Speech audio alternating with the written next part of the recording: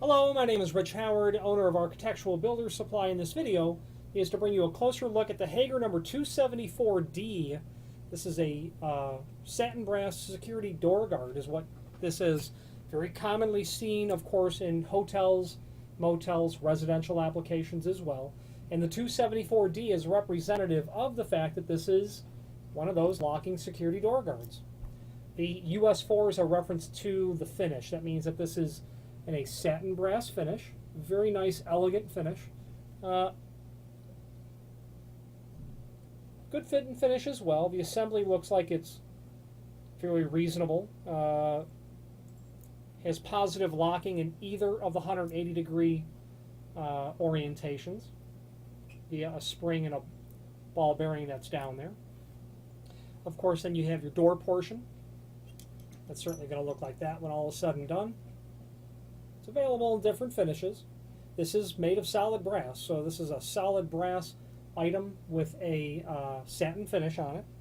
You will get a door protector plate, door guard.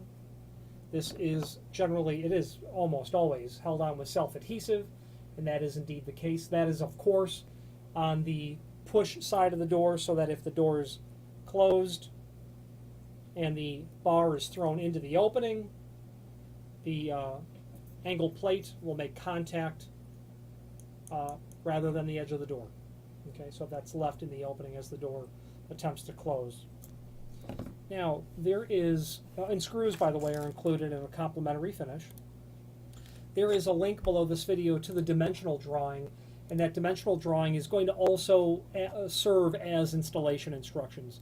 The crucial thing to know to make this all work is, quite frankly, just the 1/8 of an inch margin between the door and the frame. Everything is kind of based on that. You shouldn't have anything more or less.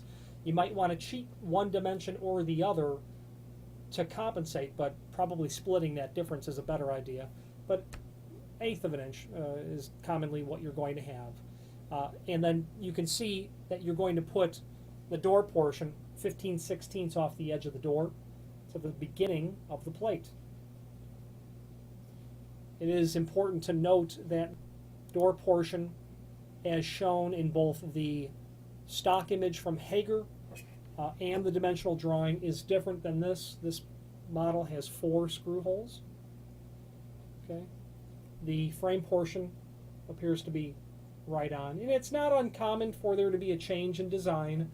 Quite frankly, this is an imported item from Hager that they surely buy in skid load quantities, finishes, and I would imagine that it's certainly a common, understandable thing that a design will change for whatever reason.